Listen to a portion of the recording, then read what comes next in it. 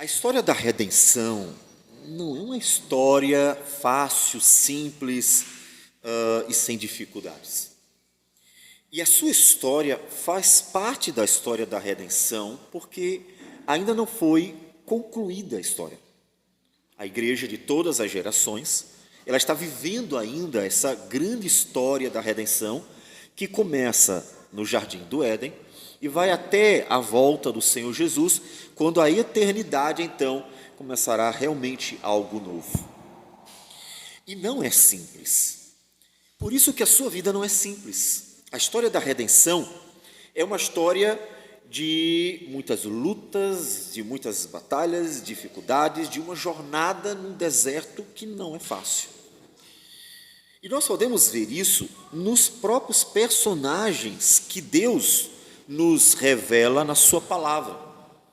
Esses personagens foram chamados por Deus para ser instrumento de Deus nessa história que é a história da redenção.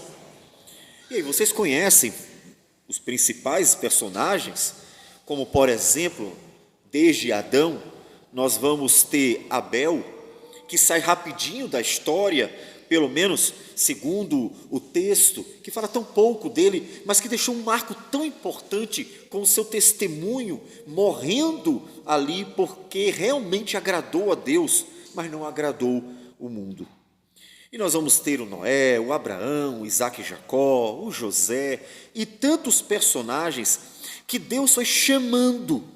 É uma história em curso e Deus foi chamando esses personagens para que neles, por meio deles, Ele manifestasse a sua salvação. Ele foi operando. E se você perguntar para eles, não foi nada fácil. Eu sempre menciono o José, porque o José, ele tem uma história bem longa, revelada. Ele não foi o que viveu mais, mas o período, que em certa forma também pode ser chamado de um período curto comparado com outros, mas para ele com certeza foi longo, os 22 anos até o encontro com os irmãos. Foi um período difícil e a gente vê como Deus operou por meio dele, na vida dele, para manifestar a sua salvação. Na sua vida não é diferente. O que Deus está fazendo ainda, por instrumento da igreja, faz com que a nossa vida seja um instrumento para a salvação de muitas outras. Quantas pessoas já foram agraciadas por ouvirem o evangelho por sua boca, ver o seu testemunho? Quantas vidas até dentro da igreja já foram edificadas por você? Ou seja, quanto você já participou da história da redenção? Quanto você já foi um instrumento de Deus nessa história? E aí nisso já fica duas questões aqui. Primeiro é que você deve querer ser um instrumento, porque é um grande privilégio, como nós estamos vendo e veremos hoje, por meio dessa família, José e Maria, instrumentos para a chegada e o cuidado para com Jesus, o nosso Salvador. O quanto você tem sido instrumento, então queira. E de outro lado, você precisa pensar, essa instrumentalidade não é fácil. Isso serve de conforto. De um lado, você tem um grande desafio, uma motivação, queira ser um instrumento de Deus nessa história da salvação, porque muitas vidas ainda não foram salvas, e enquanto estivermos vivos, o nosso propósito é manifestar a glória de Deus. Então, queira ser um instrumento, motivação. De outro lado, um conforto. Quando perceber que a história da salvação não é simples, não é fácil e é marcada por muitas dificuldades e lutas, lembre-se que ela é assim mesmo. A história da salvação é assim. E nós vamos ver como foi desafiador para uma família aquele momento em que era o momento mais importante da história humana, o momento da chegada de Jesus. O que aconteceu? Nós vamos então para Mateus e Lucas. Nós já lemos os dois textos, certo? Lemos tanto o texto de Mateus, 1, de 18 a 25, quanto nós já lemos o texto de Lucas 1, de 26 a 38. Considerando que nós já lemos os dois textos, nós vamos ler um terceiro texto, pequeno também, não grande, que é o texto de Lucas 1, 46 a 56. Lucas 1, de 46 a 56. O texto é o Cântico de Maria. Diz o texto que ela, cheia do Espírito Santo, então diz o seguinte: Então disse Maria: A minha alma engrandece ao Senhor, e o meu espírito se alegrou em Deus, meu Salvador, porque contemplou na humildade da sua serva, pois desde agora todas as gerações me considerarão bem-aventurada, porque o poderoso me fez grandes coisas, santo é o seu nome. A sua misericórdia vai de geração em geração sobre os que o temem. Agiu com o seu braço valorosamente, dispersou os que no coração alimentavam pensamentos soberbos, derribou do seu trono os poderosos e exaltou os humildes, encheu de bens os famintos e despediu vazios os ricos, amparou a Israel seu servo, a fim de lembrar-se da sua misericórdia a favor de Abraão e de sua descendência para sempre, como prometera aos nossos pais. Maria permaneceu cerca de 3 meses com Isabel e voltou para casa. Vamos orar. Senhor Deus amado, a Tua palavra, Senhor, é poderosa. A Tua palavra é o poder do Senhor para a salvação. É por meio dela que Teu Espírito Santo fala poderosamente aos corações, colocando convicção, certeza, no mundo de dúvidas. Que o Senhor, portanto, quebrantando, ó Deus, o coração de cada um, possa operar nesta noite, de forma que compreendamos a Tua palavra e consigamos aplicar a própria vida, e assim sejamos abençoados, fortalecidos, edificados por meio dela. E então sejamos cada vez mais parecidos com Jesus, pelo agir do Senhor em nós. Abençoa a Tua igreja, fala ao coração dela. É o que nós pedimos em nome de Jesus. Amém, Senhor. Amém. Com a Bíblia em mãos, certo? Para a gente poder ver os textos, nós vamos passar por Mateus e Lucas, certo? Eu não sei se você percebeu, mas Mateus, ele nos mostra como foi o momento da concepção de Jesus, olhando para o homem. O que aconteceu no olhar de José? Lucas mostra como foi aquele momento da concepção, olhando por Maria, como Maria viveu aquele momento. Portanto, nós vamos ver os dois. Como foi o momento no olhar de José e no olhar de Maria. E vamos ver o que Deus nos ensina em tudo isso. Bem, nós primeiro vamos para as mulheres. Não por alguma preferência, mas porque de fato primeiro aconteceu com Maria. José soube pela própria Maria que ela estava grávida. Não foi o anjo que apareceu primeiro a José, primeiro apareceu a Maria. Então, primeiro ela concebeu pelo Espírito Santo. E isso nós vamos para Lucas. Lucas 1, 26. Diz que no 6º mês, que 6º mês? Da gestação de João Batista. Isabel, a mãe de João Batista, já estava com 6 meses de gestação. E então, no 6º mês, Deus manda um anjo, Gabriel, para ir até Maria. Observe que Deus tem um tempo para tudo. Ele esperou 6 meses e agora sim, agora é o momento de Jesus nascer. Foi vontade do Senhor que Jesus fosse 6 meses mais novo do que João Batista. Inclusive, João Batista tinha que nascer primeiro porque a profecia dizia que ele prepararia o caminho do Senhor. E a ideia é que ele viria antes. Então, ele veio antes até no nascimento mesmo. E nesse 6º mês, Deus manda o anjo à cidade chamada Nazaré. Capítulo 1, versículo agora 27. A quem? A uma virgem. A ênfase é para deixar claro que Jesus nasceu por obra do Espírito Santo, de uma mulher que realmente estava se guardando para um marido, mas que Deus, então, antes dela vir a coabitar com seu marido, Deus providenciou, Deus a chamou, ela aceitou, e Deus manifestou a sua vontade, fazendo ela conceber pelo Espírito Santo. Ela era virgem. E estava noiva, estava desposada de José. Portanto, ela não estava sozinha. Deus providenciou uma família. Observe como Deus pensa em todos os detalhes. Deus providenciou uma família em que a mulher estava se guardando para o seu marido, uma moça que Deus mesmo a abençoou e reconheceu como uma mulher de Deus. Providenciou um homem, que nós vamos ver também em Mateus, para cuidar da criança, providenciou tudo. Isso já traz aplicações para a sua vida. Na história da redenção, Deus providencia tudo. A gente tem uma tendência a achar que quando as coisas fogem aparentemente do nosso controle, eu planejei assim e não está acontecendo desse jeito, achar que, portanto, as coisas estão perdidas. Temos que lembrar que Deus tem tudo direitinho sob controle. Ele sabe o que quer fazer.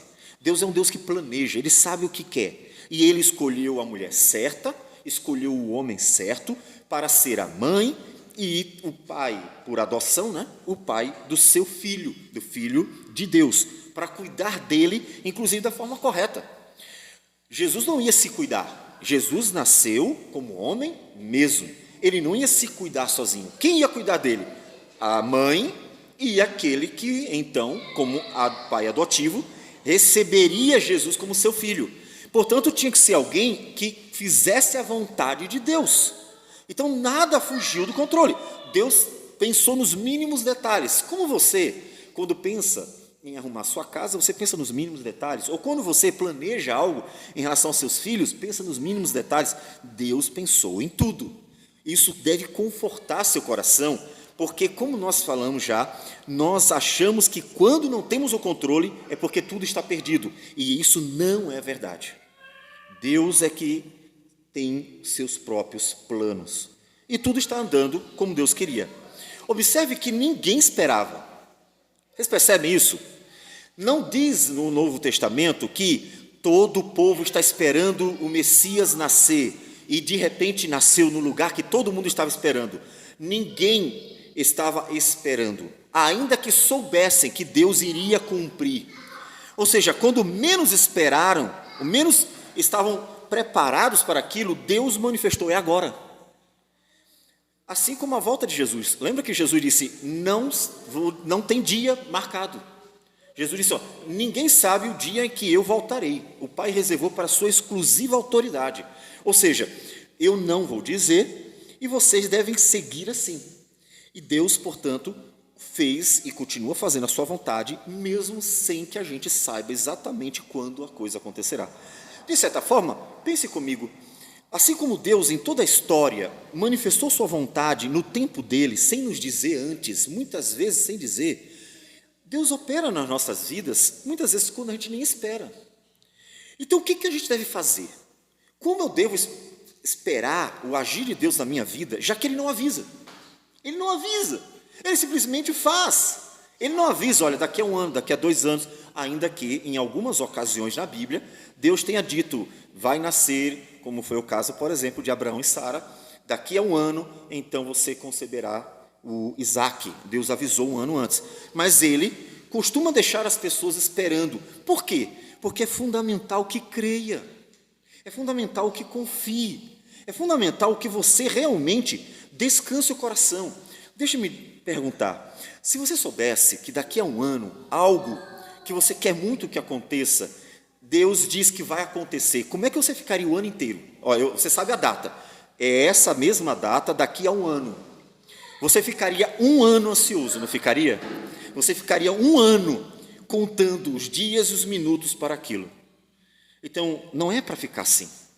A ideia não é que nós vivamos ansiosos por aquilo que vem, pelo porvir. A ideia é que você confie, mesmo sem saber. O testemunho que nós já citamos algumas vezes, de Sadraque, Mesaque e Abednego é um testemunho muito importante. Quando o imperador Nabucodonosor disse: olha, eu vou mandar tocar de novo os instrumentos. Se vocês não se prostrarem diante dos meus deuses, vou lançar vocês na fornalha. Eles simplesmente interromperam o rei e disseram assim: rei, não perca seu tempo. Mesmo que o senhor toque o instrumento, nós não vamos. E se Deus quiser nos livrar, ótimo. Se Ele não quiser, não vamos nos prostrar. A atitude deles mostra que eles tinham tamanha convicção de que, de fato, o Deus de Israel era o único e verdadeiro Deus, que eles simplesmente se colocaram diante da possibilidade da vida ou morte. Ou seja, eles confiaram em Deus. Deus aparece sem que Maria esperasse, sem que o José esperasse, mas era o tempo certo. Portanto, o que você precisa é confiar. Você não precisa saber quando Deus vai agir. Você precisa confiar nas promessas de Deus. É isso que você precisa. E é isso que Deus quer de você. Então, versículo 28 continua dizendo: e entrando o anjo aonde ela estava, disse. Observe uma coisa interessante. O anjo apareceu para ela. Não foi um sonho. Eu queria comparar para vocês aqui uma coisa bem interessante. Como disse, com a Bíblia na mão facilita, tá? O anjo apareceu para Zacarias no templo, quando ele estava cumprindo o seu ofício sacerdotal. Observe que coisa. Quem é que ia dar a luz a João Batista? Isabel. Mas para quem Deus avisou pelo anjo que ia nascer o seu filho? Para o homem. E o anjo apareceu mesmo, não foi um sonho. Agora com Maria, quem vai dar a luz? Maria. E para quem o anjo apareceu? Para José? Não, para Maria. Ou seja, no primeiro casal, Isabel soube pelo marido. No segundo, o marido soube pela mulher. O que é interessante? É que observe que não há necessariamente um padrão. Para quem Deus vai falar? Então, Deus agiu de formas diferentes. Inclusive, José, como nós vamos ver, ele não vê o anjo, ele tem um sonho, e esse sonho é uma visão celestial. É uma revelação daquilo que Deus queria, mas em sonho, não foi por meio de uma aparição do anjo. Então, veja que foram formas diferentes. Deus apareceu para um casal, para o homem, e outro quis aparecer para a mulher. Deus escolheu dessas formas. E aqui, então, ele aparece para Maria. E já chega saudando ela com palavras de bênção. Não era para ela se assustar, mas era para ela se alegrar. Porque finalmente chegou o momento mais importante da história humana, o nascimento do Filho de Deus. Alegra-te, muito favorecida. E, de fato, com certeza, deveria ser entendido por ela e por todos como uma grande bênção ser a mãe de Jesus. E vem aqui, portanto, uma observação. Nós temos, e isso já de uma longa data, porque nós vamos ter textos dos primeiros séculos da era cristã, que são apócrifos, que equivocadamente, erroneamente, exaltam Maria como não deveriam, trazendo, inclusive, mitos e lendas.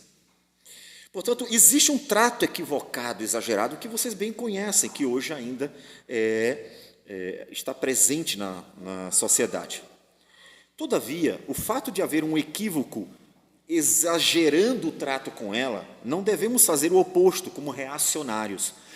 Eles exaltam Maria, então nós temos que detestá-la. Não, calma. O que a gente deve fazer? Considerá-la como a Bíblia diz que devemos considerar. Uma mulher que foi realmente muito abençoada por Deus. Ela era uma mulher de Deus, é um ponto importante. Se confirmou isso, se colocando a serviço de Deus, mesmo com um prejuízo, e nós vamos falar disso, a briga do casal, por causa da concepção de Jesus, e ela mesmo assim aceitou o prejuízo, e ela, de fato, foi uma mulher que, por isso, por ter sido escolhida para ser a mãe de Jesus, é uma mulher que foi muito abençoada. Nunca ninguém vai esquecer aquilo que Deus fez por meio dela. Então, é uma bênção, e a gente deve tratá-la como uma mulher que foi abençoada com essa bênção. Então, o anjo diz para ela: olha, você achou graça, ou seja, Deus foi favorável a você. Não foram os méritos de Maria. Ah, Maria, você é melhor que todas as outras mulheres, você é justa, nunca pecou, então, portanto, você vai ter um filho que é o meu filho. Não, não, não, não, não. Ela era uma pecadora que foi agraciada por Deus para ser a mãe de Jesus. A graça de Deus é derramada sobre ela e ela é favorecida, ela é abençoada. Ou seja, ela não tem nada de diferente de todos os outros homens no que diz respeito a ser da mesma natureza humana e também está presente o pecado que está presente em toda a raça humana, a não ser e somente em Jesus que não. Então, ela foi agraciada, foi uma bênção para ela. E aí deixa-me trazer uma outra observação que é uma aplicação para a sua vida. Observe que ela foi chamada para ser um instrumento de Deus. Alguma coisa ia acontecer. A maternidade, um instrumento para a obra da salvação. Percebam como a maternidade é uma bênção? A maternidade como um instrumento na obra da salvação. E aí, observe que isso é graça. E tirando a maternidade, mas pensando na pessoa ser instrumento de Deus, ser um instrumento de Deus é bênção. Você pensa assim, você deveria olhar para tudo que Deus quer que você faça, o que Deus quer que eu faça, como Deus quer que eu sirva, como Deus quer me usar. E aí pode ser de todas as formas que Ele nos revela na sua palavra, ou seja qual for, como diz, por exemplo, 1 Coríntios 12, como diz também Romanos 12, como diz Efésios, há listas daquilo que Deus nos ensina a fazer, inclusive o trabalho, que é um instrumento presente em toda a Escritura como instrumento na obra da salvação. O trabalho, sim, o trabalho comum. Por exemplo, Noé foi um instrumento de Deus para a salvação de toda a sua família e continuidade da raça humana para cumprimento da obra redentora, certo? Qual era o dom de Noé? Noé não tinha nenhum dom extraordinário, mas Noé trabalhou duro para construir aquele barco. Noé trabalhou duro para fazer tudo aquilo que era necessário para que o barco, de fato, coubesse todas as pessoas e animais e pudesse ser o instrumento que salvaria do dilúvio todos aqueles que estariam dentro. E foi por meio de um trabalho. Noé não fez nada de extraordinário. José, outra vez para José. O que José fez de extraordinário? José administrou o Egito durante os 7 anos de fartura e durante os 7 anos de fome. A sua boa administração, ou seja, guardar aquilo que deveria guardar, administrar a venda dos cereais na medida certa, a administração de José foi um instrumento de Deus para abençoar sua família e os povos que precisavam da comida. Então, quando você pensar em servir ao Senhor, considere uma graça. O ruim é o contrário. Se você pensar, olha, Deus, não estou fazendo nada. Não estou servindo as pessoas com o trabalho porque eu só penso no trabalho por causa do dinheiro. E o trabalho deveria ser uma forma de abençoar vidas, de fazê-las se sentir abençoadas pelo seu serviço. Não estou servindo junto, por exemplo, à igreja, então eu não estou nem edificando aqui dentro, nem lá fora, as pessoas que precisam ouvir o Evangelho. E se você começar a dizer assim, olha, eu estou cuidando da minha vida, isso deve preocupar você. Se você está só cuidando da sua vida, você não está tendo o benefício da graça de ser um instrumento de Deus. Como disse, seja onde for, não é só aqui dentro que você é um instrumento de Deus, porque você deve ser um instrumento de Deus na sua vida, onde você estiver, para glorificar a Deus. Veja que Maria foi um instrumento de Deus com a maternidade. Foi simplesmente dizer assim, aqui está a tua serva, faça-se a vontade do Senhor. Só isso. Ela não teve nenhum dom especial, ela não falou em línguas, ela não profetizou coisa nenhuma, apesar de que nós temos o canto de Maria, mas não era esse o papel dela, não foi isso que foi, o grande papel dela foi conceber Jesus. Então, é bênção de Deus ser um instrumento na mão dele, é graça. Então ela achou graça. E ele diz, conceberás e darás à luz um filho a quem chamarás pelo nome de Jesus. Porque significa o Senhor Salvador, né? Então, Deus, por meio do anjo, diz para ela exatamente aquilo que vai acontecer. E observe que o que está para acontecer é algo que nunca aconteceu. Nunca. Como nós falamos quando vimos a história de Zacarias e Isabel, Zacarias não creu no anjo dizendo: tua mulher vai ter um filho, porque ela era estéril e idosa. E ele foi castigado por não crer, porque tem Abraão. Abraão era testemunha. Aconteceu o mesmo com Abraão e Sara. Mas nesse caso de Maria, não tem outro exemplo. Não existe ninguém que tenha passado por que Maria iria passar, conceber por obra do Espírito Santo o Filho de Deus. Isso é único. O texto diz que ela conceberia, o nome dele deveria ser Jesus, e este será grande e será chamado Filho do Altíssimo. Deus, o Senhor, lhe dará o trono de Davi, seu pai. Ele é o cumprimento de tudo. Observe que ela está sendo um instrumento, nós vamos ver o José ainda, José vai ser também está sendo um instrumento, mas o foco dos dois é quem? É Cristo. Isso é algo que tem que ser lembrado constantemente à igreja. Amados, o propósito de Maria servir não era se tornar idolatrada como hoje se faz. Os pecadores fazem isso porque são pecadores duros de coração. Mas o propósito dela era ser um instrumento para a glória de Cristo.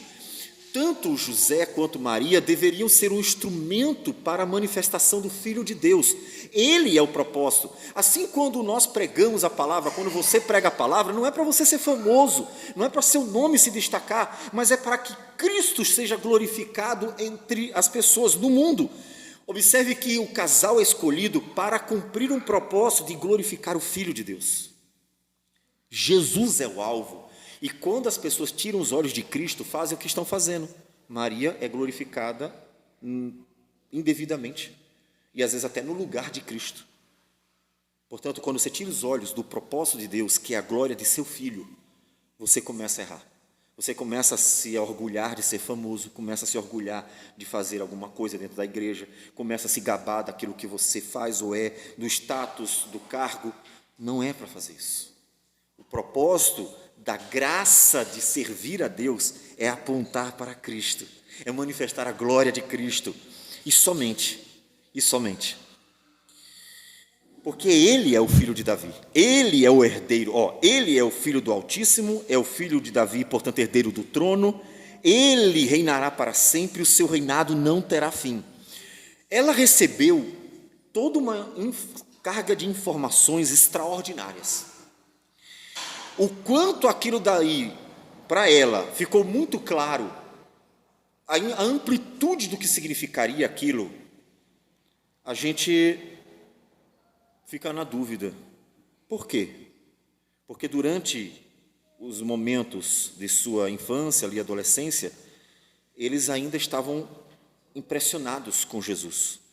Portanto, ainda que ela tenha entendido, Deus está cumprindo a palavra dele, mas eles não tinham compreensão da dimensão daquilo, a profundidade. Ele não era só um homem, ele era o próprio Deus, o Filho de Deus, e estava ali para reinar para sempre mesmo. Não era só uma figura de linguagem, um reinado longo, vida eterna ao rei, dizem as pessoas aclamando o rei de sua nação. Não era uma aclamação hiperbólica, que estava apenas exaltando um menino, filho de Davi, herdeiro do trono do pai. Era literal, ele realmente reina para sempre, porque ele vive para sempre. Tudo era muito profundo para aquele coraçãozinho. Mas ela precisava saber que quem estava para nascer era exatamente o Filho de Deus, como diz o versículo 35. E fica claro para ela, observe que ela vê o obstáculo. Maria diz ao anjo, versículo 34, como será isto? Pois não tenho relação com homem algum. Ela não duvidou, podemos dizer, ela realmente viu um obstáculo, mas não, eu não sou casada. Então, portanto, observe que ela não entendeu as palavras anteriores como sendo exatamente uma concepção divina. Aquilo nunca aconteceu. E o anjo explica. Ele diz, versículo 35, descerá sobre ti o Espírito Santo e o poder do Altíssimo te envolverá com a sua sombra. Por isso também o ente santo que há de nascer será chamado Filho de Deus. Algo único. Ela iria dar à luz a um Filho de Deus, sendo virgem ainda. Algo completamente único. E aí a gente vê que o nascimento ou a concepção de João Batista serve aqui como um sinal de que aquilo que nunca aconteceu ia acontecer.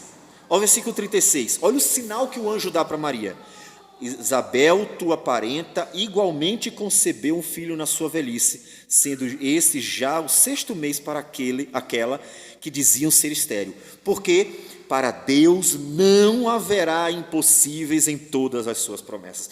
Pense, Maria recebendo a informação, Maria, você vai ficar grávida, e não é com relação nenhuma com homem. Mas isso nunca aconteceu na história. Isso nunca aconteceu na história. O anjo dá um sinal, sabe?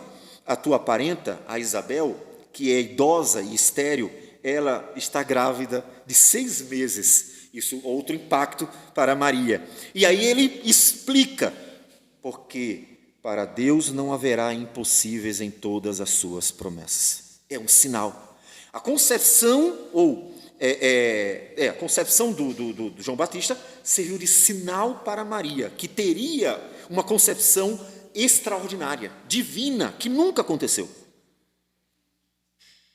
Portanto, era algo realmente único. A reação dela é importante. Então disse Maria: aqui está a serva do Senhor, que se cumpra em mim conforme a tua palavra. E o anjo se ausentou dela. Observe que ela simplesmente aceitou. Aqui está a serva do Senhor, que Deus faça a sua vontade. Essa é a resposta que se espera de você. E aí eu posso dizer, quer homem, quer mulher, quando se diz respeito a fazer a vontade de Deus. Aqui está o servo do Senhor, que tu faças, Senhor, a tua vontade na minha vida. Ela não tinha nada extraordinário para fazer. Ela só ia esperar. Era Deus que ia usar ela e fazer a vontade dele. E nas nossas vidas, muitas vezes é isso. Muitas vezes você vai ver que, na verdade, você não precisa fazer nada, a não ser realmente ter o prazer de ver Deus fazer a obra dele na tua vida. Ou seja, Deus vai fazer a obra. Tudo que você precisa é dizer: Senhor, aqui está a tua serva, que se faça a sua vontade na minha vida. Ou seja, em vez de estar reclamando, murmurando, estar simplesmente criando um ambiente em que aquilo que deveria ser feito ou ser recebido com satisfação é recebido dentro de um ambiente pesado, uma atmosfera pesada. O que Deus quer de você não é que você seja extraordinário, não é que você seja famoso, poderoso, rico e grandioso. Deus quer que você diga simplesmente: aqui está o servo do Senhor, aqui está a serva do Senhor, faça-se a vontade do Senhor. Quem vai fazer é Ele, quem capacita é Ele, quem usa é Ele, quem abre as portas é Ele, quem diz como devemos fazer é Ele, tudo é Ele. Então o que você tem que fazer? Senhor, faça-se a tua vontade. Quando os apóstolos foram chamados, como é que foi? Ele chamou Pedro, chamou outro, o que eles fizeram? Largaram tudo e foram. O apóstolo Paulo tinha ido para prender cristãos em Damasco. O Senhor Jesus aparece e diz assim: agora você vai fazer isso, isso, isso. E ele então tem que ir para a cidade, é guiado, porque ele está cego naquele momento, por causa da luz do Senhor que apareceu para ele. Ele passa 3 dias jejuando e orando ao Senhor, e a partir daquele momento ele tinha que fazer a vontade do Senhor, e simplesmente fez isso. E olha que ele começou a fazer a vontade do Senhor logo. Quem capacita é Deus, quem dirige é Deus. O que você precisa? Querer. Aceitar: Senhor, que privilégio ser um instrumento nas tuas mãos. Faça-se a tua vontade. Foi exatamente o que ela fez. Foi exatamente. Mas como nós dissemos, não foi fácil não. Vamos para Mateus e vamos ver a perspectiva do homem agora. Pense você, homem, a sua noiva chega e diz assim: estou grávida. Como você reagiria? Não pense que José simplesmente recebeu: ah, que bom, né? Vamos seguir em frente. Não. José recebeu a informação pela própria noiva. Maria contou para ele. E vamos considerar que ela contou tudo aquilo que nós aqui lemos. Ela contou os detalhes. Ela contou, deve ter passado a noite orando, deve ter... Pense na dificuldade que foi para ela. A dificuldade Antes de contar, e como eu vou fazer isso? Como eu vou dizer para José que eu estou grávida e que é o Espírito Santo? Como eu vou contar isso? Isso nunca aconteceu. Se tivesse pelo menos um exemplo, como nós falamos, Abraão e Sara, aí nós temos Zacarias e Isabel. É o mesmo caso. Dois tendo a mesma questão da idade, os dois são idosos, e em ambos os casos a mulher é estéril. Mas não tem outro caso. Então, perceba que é bonito ver a obra do Senhor sendo feita, não é bonito? Mas ninguém disse que era fácil. Ninguém disse que era fácil. Talvez se você lê corrido e não para pensar nos detalhes, você vê só a parte bonita. Ah, que bonito, ela aceitou, seguiu em frente, José acolheu, e os dois seguiram como uma família feliz para sempre. A família mais feliz, porque a família do Filho de Deus não foi assim. Foi cheio de lutas e dificuldades. A primeira dificuldade, como Maria vai contar para José? Portanto, a obra do Senhor não é fácil. Nós estamos nesse mundo, nós somos de carne e osso, e o mundo é pecador. A Bíblia diz que o mundo jaz no maligno, e não espere que seja fácil.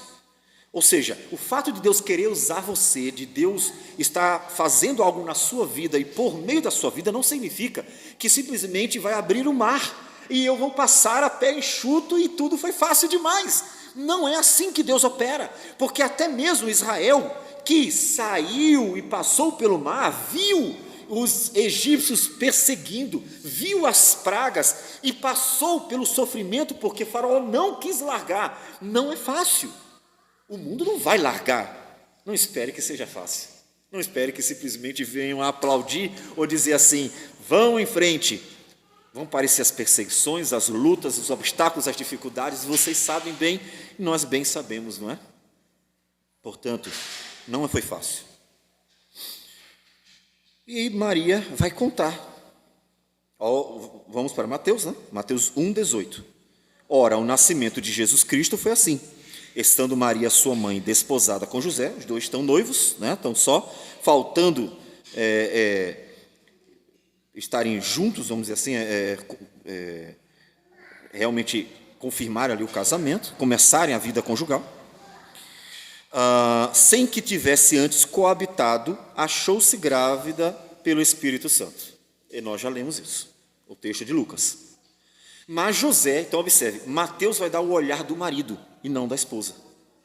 Mas José, seu esposo, sendo justo e não a querendo infamar, resolveu deixá-la secretamente. Parece sutil, mas você pense, a confusão que deve ter dado. Ele quis abandoná-la. Ele, como era um homem piedoso, a palavra justo aqui entenda como piedoso, um homem piedoso, e sabendo que se ele contasse que ela estava grávida e não era dele, ela seria apedrejada até a morte, ele simplesmente diz, eu vou embora. Talvez alguém pense que eu engravidei ela e fui embora. Ele não quis dizer nada para ninguém.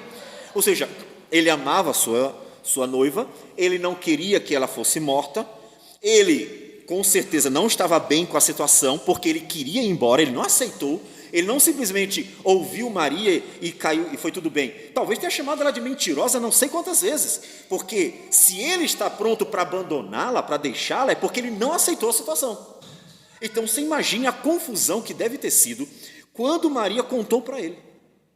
Observe, não foi fácil, não foi fácil. Maria deve ter ido para casa chorando, José também, os dois estavam arrasados. Deus manifestando a glória dele na concepção de seu filho em Maria, e o momento é um momento caótico, porque o casal está simplesmente se destruindo. Por quê? Porque ele não consegue aceitar, isso nunca aconteceu. E ela não tem como comprovar, ela não tem como provar para ele nada. Como é que ela vai dizer, não, eu posso provar, não tem como. Ele está pronto para ir embora. E tem duas questões aqui que são bem marcantes. A primeira nós já falamos. José, seu esposo, sendo piedoso. Ele era um homem piedoso. Portanto, a primeira coisa, ele tentou resolver da melhor forma possível. Esse é um ponto importante inicial. Não é a solução. Abandoná-la não era a solução. Mas a primeira coisa, ele tentou resolver o problema de forma piedosa. Ele não entregou ela para ser apedrejada até a morte. Poderia ter feito isso. Poderia. Lembra da mulher de João capítulo 8? Os fariseus, com aquele coração endurecido, trazem a mulher para ser apedrejada até a morte. Acabou-se. Ele poderia ter feito isso. Portanto, quando as pessoas dizem assim, aquele texto não está na Escritura, porque Jesus teria que aceitar, eu não caminharia por aí. Porque o próprio texto de Mateus mostra um homem anterior a Jesus agindo de forma parecida. José sabia da lei e que teria que entregar Maria para ser apedrejada até a morte. E José, que é um pecador, não quis fazer isso, antes protegeu Maria e planejou abandoná-la para não acontecer nada com ela, ela que conte a versão dela. Portanto, quando a gente vê Jesus no João capítulo 8, protegendo aquela mulher adúltera para ela não ser apedrejada até a morte, ele não é o único que fez isso. Portanto, o texto não é, com certeza, um texto que deva ser excluído da Escritura, não, de jeito nenhum. Pelo menos dando esses argumentos, não outros, que são os argumentos textuais. Então, primeira questão, ele quer resolver de forma piedosa. Resolva os seus problemas de forma piedosa. Observe que ele tentou ver o que seria a melhor saída. A melhor saída para ele naquele momento é aquela. Mas não significa que é a saída perfeita. Às vezes queremos soluções, não significa que as soluções serão as corretas, as ideais. Mas, tendo em vista a nossa limitação para resolver problemas, tente resolver o problema da melhor forma possível. Ele chama José de piedoso. Por quê? Porque José tentou resolver da melhor forma possível. Ele tentou não deixar a sua noiva ser morta, ele tentou resolver da melhor forma possível. Então, o primeiro ponto é importante. Mas continua. Versículo 20 diz assim, enquanto ponderava nestas coisas, veja, ele estava planejando, ele estava arrasado. Então, observe o ambiente, Maria está arrasada, José vai embora. Maria está chorando, aquele momento não foi bonito não, aquele momento foi tenso. Não está aquele glamour e os dois felizes pela escolha divina, não, ela está arrasada, porque ela aceitou a vontade de Deus e isso trouxe para ela um grande dano no momento, no instantâneo. Ela está sendo abandonada pelo noivo porque aceitou a vontade de Deus. Então, nem sempre aceitar a vontade de Deus é o mais fácil. E José está arrasado. Então, ele está planejando o que eu vou fazer. E o plano dele é ir embora. Então, enquanto ele está pensando nisso, sobre o que ele vai fazer trazendo a solução, diz que lhe apareceu em sonho. Lembra que eu falei? O anjo aparece para Zacarias, o homem da casa, e aparece para Maria, a noiva. E aqui aparece para José em sonho. 3 formas diferentes, vamos dizer assim.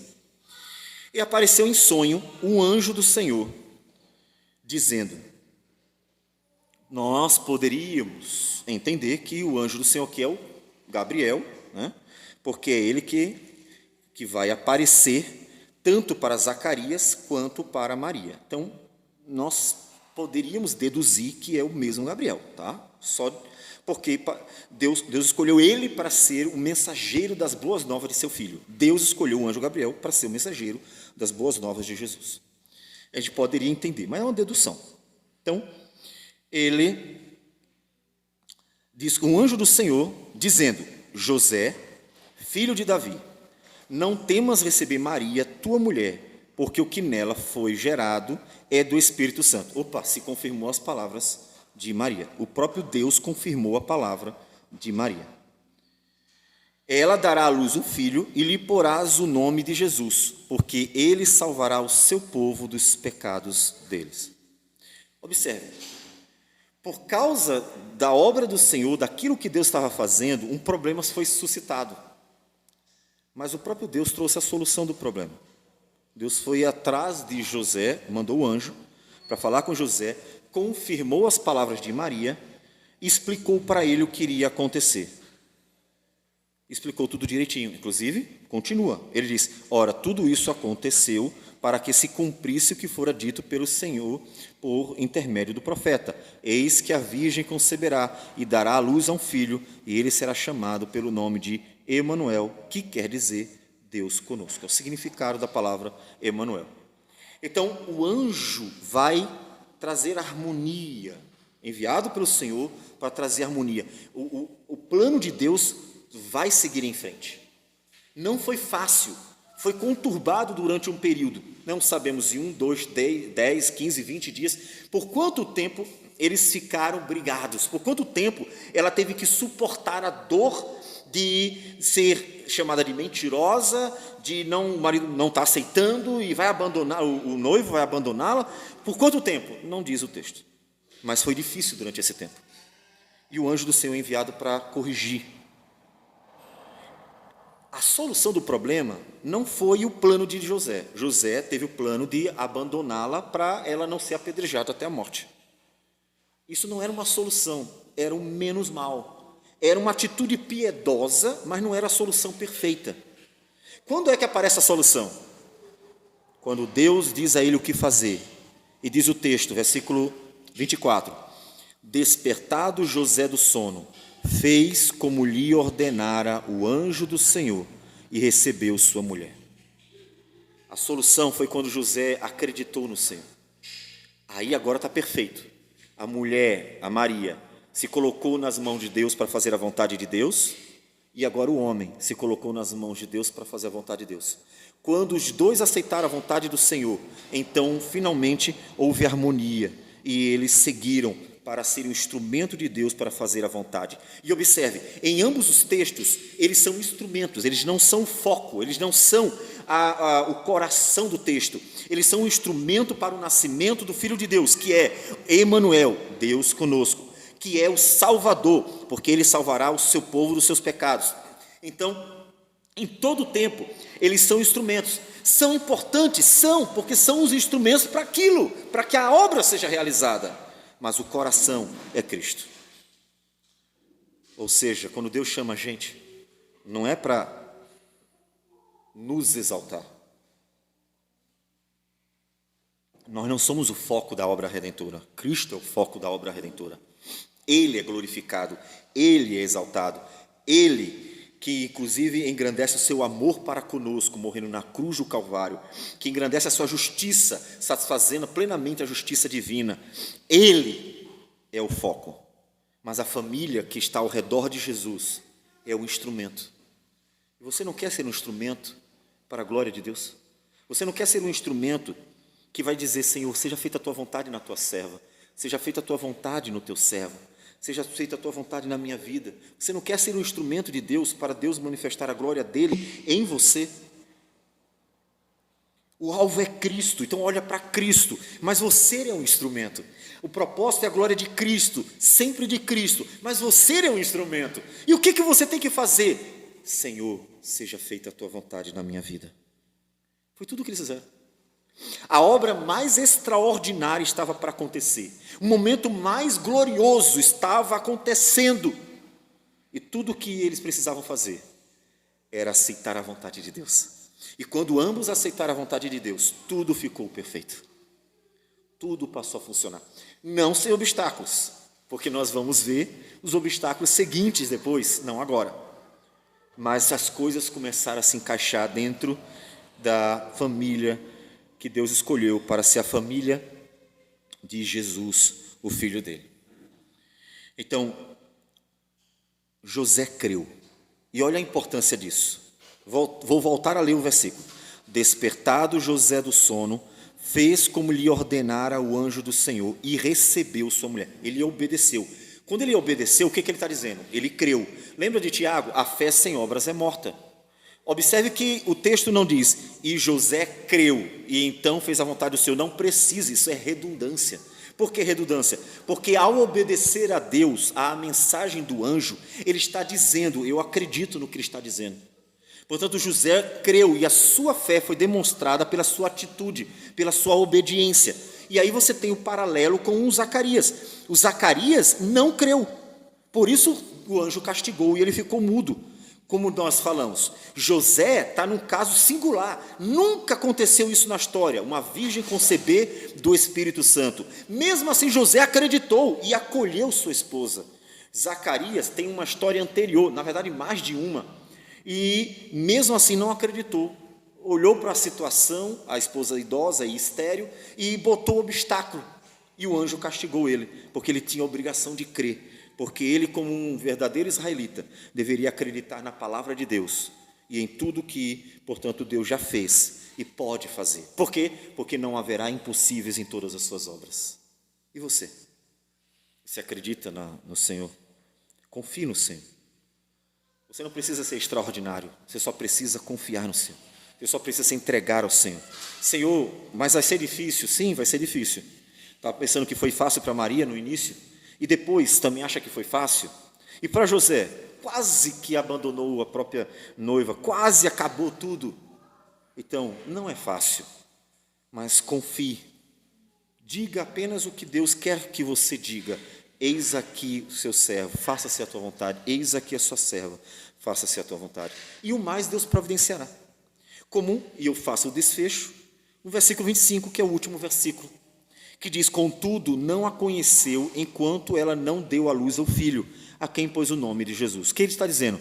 Eles não tiveram relação íntima enquanto não nasceu Jesus, porque Jesus tinha que nascer de uma virgem. Depois que Jesus nascesse, a esposa era dele, e aí não era problema. Mas até Jesus nascer, tinha que ser uma mulher virgem. Então, portanto, ele nasceu de uma mulher virgem. Então, José e Maria não tiveram nenhuma relação durante esse período. E aí você pode ver outra providência. O homem está casado, a esposa está ali, e teve que suportar 9 meses sem poder ter nenhuma relação com ela. Por quê? Porque tinha que nascer de uma mulher virgem. A providência de Deus para que ele suportasse com tranquilidade aquele momento, para que tudo funcionasse direitinho. Então perceba que Deus faz tudo. O que nós precisamos é confiar, é se entregar. Deus providencia tudo, até aquilo que parece impossível. Pense você na dificuldade deles dois de estarem casados e não poder ter nada. Por quê? Porque ela tinha que ser mantida virgem até o fim. Um casal vivendo como não casal, para que cumprisse a vontade do Senhor. Então, só confia. Deus providencia tudo, porque nós não somos capazes, nós somos limitados, nós somos fracos, nós somos pequenos. Deus providencia, Deus escolhe os vasos, Deus enche os vasos e Deus usa os vasos. Portanto, tudo que nós encontramos em José e Maria é confiança no Senhor. Confie no Senhor. Deixa Deus fazer a obra, para que você seja um instrumento agraciado por Deus, e Deus seja glorificado, Cristo seja glorificado. Então que seja assim na vida de vocês, no seu dia a dia, seja um instrumento para a glória de Deus, esteja nas mãos do Senhor. E quando você perceber que Deus está usando você, e isso em tudo, se alegra. Mesmo que isso signifique, às vezes, privação, lutas, dificuldade, e você seja um instrumento dentro de uma batalha, de um campo de batalha, mas está sendo um instrumento, se alegre. Como o apóstolo Paulo, em Filipenses, diz: alegrai-vos sempre no Senhor. Outra vez vos digo, alegrai-vos. E ele está preso, fazendo a obra do Senhor em cadeias. Se alegre, porque é uma grande bênção ser um instrumento de Deus nesse projeto, nesta obra que é a obra da redenção. Alegre-se, porque é uma grande bênção, é ser muito favorecido ou favorecida, ser esse instrumento do Senhor.